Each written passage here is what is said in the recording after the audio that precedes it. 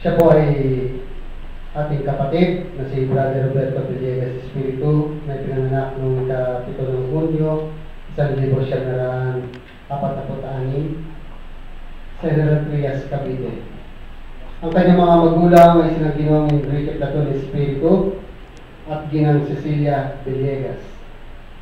Meron po siyang 5 kapatid na sila Emiliano, Marina, Clara, Norberto at Francisco Espiritu.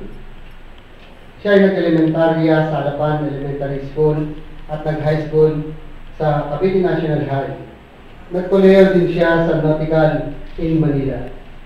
Umanid po ang aming kapatid sa hukbong dagat ng Pilipinas taong 1968 at nag-Metrocom taong 1971. Nag-Coast Guard po taong 1979, NASCOM taong 1999 at nagretiro taong 2001. Ang kanyang butihing may bahay ay si Ginang Gloria Mascardo Espiritu, June 29, 1969, nang sila ay kinasal sa Philippine Navy Chapel, dito sa Cavite City po mismo.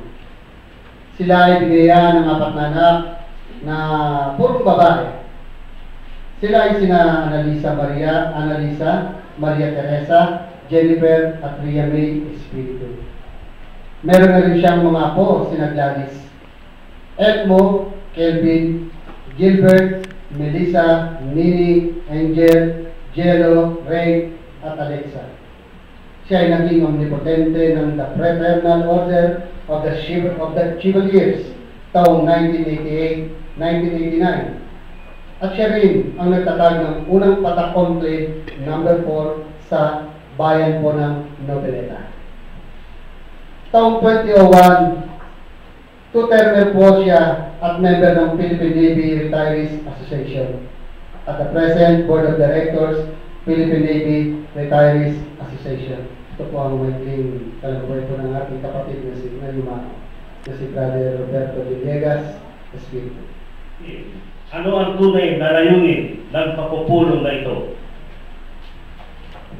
Kapatid na omnipotente, ito po ay isang huling batid at parangal sa alaala at karangalan ng isang pinakamamahal na kapatid ng Lumao. Kapatid na kalihim, maaari bang tumawag ka ng isang pangkalahatang pagtawag ng lahat ng kasapi sa kapatiran bilang pagpapatunay na tayo ay inulila ng isang kapatid? Kapatid na omnipotente, bago po simulan ang pangkalahatang pagtawag, nais kong ipabatid na ang mga kapatid na nasa ibayong dagat ay nagpahatid ng natatanging salita na sila ay hindi makararating. GOC Doñaba, POC Rolly Waner, Amor Bautista, Roberto Carmel, Teddy Torres, Romeo Montes, Dehi Gilalang, Alvin Aguinaldo, Freddy Ignacio, Christopher De Leon, Freddy Angeles, Robin De Los Reyes, Julio Tavera, Sani Banse, Junil Pasage, Edward Alan Legaspi, Tony Sauli, Arvin De Guzman, Mark Ango, Jun Santa Maria, Angelito Discalzote, Arlan Fernandez, Joby Miranda, Nard Enriquez, Verdi Bustamante, TGOC Tor Hilario, Oliver Agulio, Ray Daliana, Edwin Daliana, Jerry Daliana, Freddy Daliana, si Bert Jesus, Eric Estimo, Noel Di Guzman, Boy Ataide, Dominic Pontillas, POC Ordin Cayetano, POC Johnny Bonga, POC Eddie De La Cruz, Romy Tolentino, Bobby Benitez, Toto Legaspi, Andy Maquinano, Wilwin Montano, Roxanne Padua, Willie Pata, Alvin Santa Elena, Willie Pleo, Butch Ferma, Renny Sarasoro, Dennis De Los Reyes, Ronald Tinoco, Romy Mapa, Jean Lapan, Bert Linis, at Sunny Ilustre, POC Roberto Bert Espiritu, POC Roberto Bert Espiritu, POC Roberto Bert Espiritu.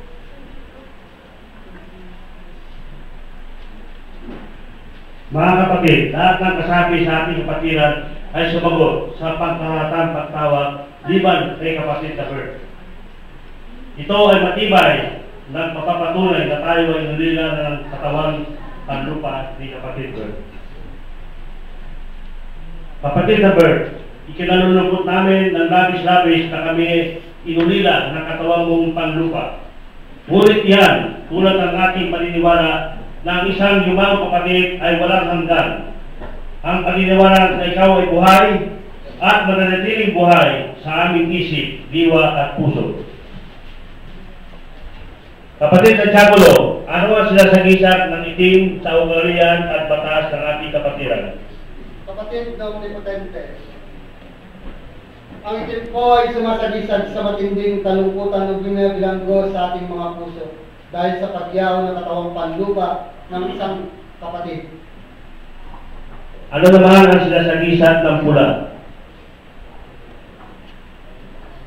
Ang pula po ay sumasagisag sa ating malugdog na di napapanahong pagdalaw ng kamatayan sa ating kapatiran.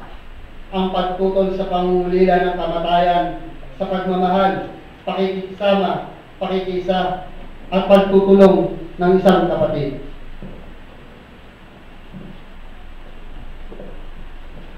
At bakit binuklat ang banal na aklat ng Yumao?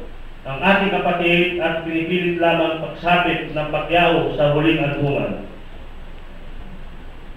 Bagamat ang kapatiran po ay tumututol sa pagdalaw ng kamatayan, binubuklat natin ang banal na aklat bilang saksi ng ating taos-pusong paggalang at pagtanggap sa banal na hatol ni Bathala.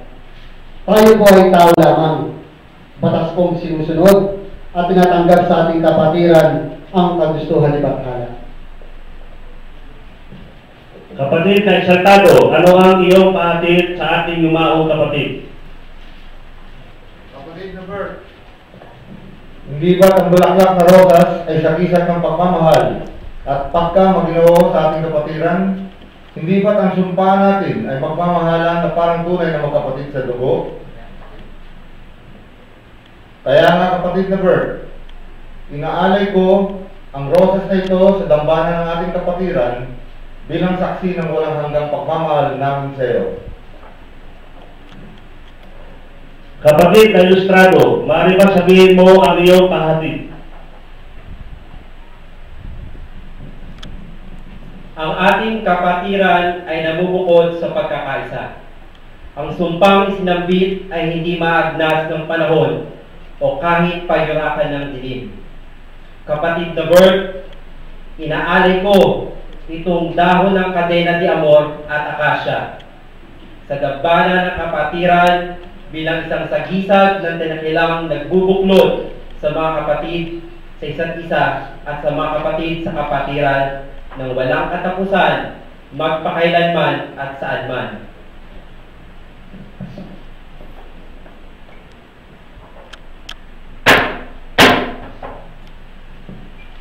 Mga kapatid, awitin natin ang himno ng kapatiran. Ang awitin, gabay natin sa gitna ng dagat ng kasawian, kalungkutan, kahirapan at kamatayan. Naniniwala ako na si kapatid Bert ay nandirito at makikisa sa atin.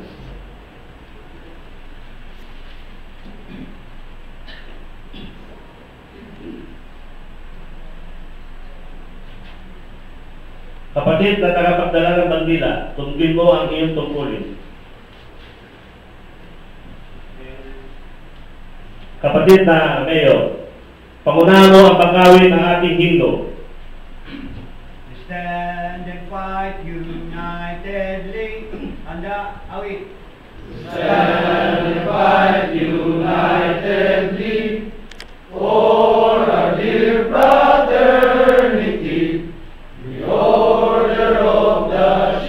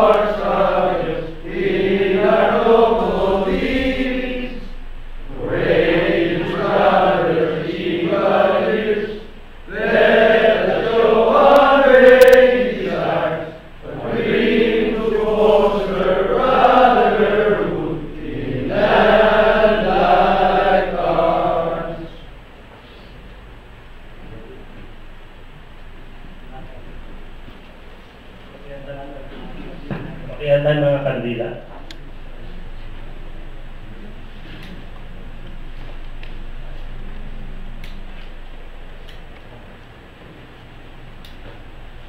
Mga kapatid, kapag sumilay ang liwanag sa bawat kapatid sa kapatiran, ating inaawit ang awiting ito.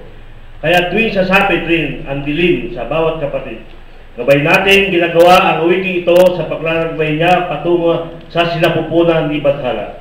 Kapatid na Mayor Lenes, pangunahan mo ang pag-awit ng Nearer My God to Thee.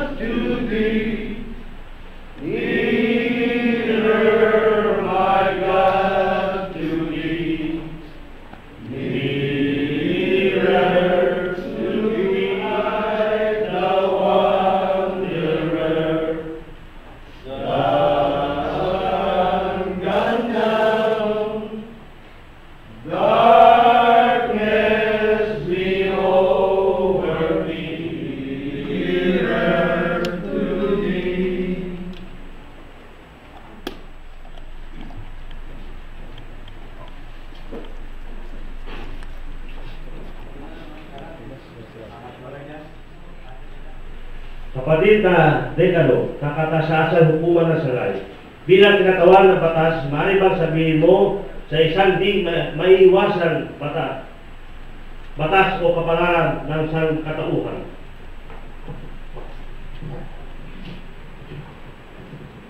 Kapatid na Roberto Villegas Espirito, ang gulong ng kapalaran ay di matatakasan. Ang lahat ay may takdang oras. Ang siyensya o aliham ay gutom lamang. Nauna ka lamang kapatid, nauna ka lamang. Kaming mga nabubuhay at mga isisilang pa, pantas o mangmang, balot sa binto o basahan, nasa kastilyo o sapsaban, ay isang hantungan. Ang nagmula sa alabok ay magwawakas sa alabok. Ang katawang panglupa ay para sa lupa.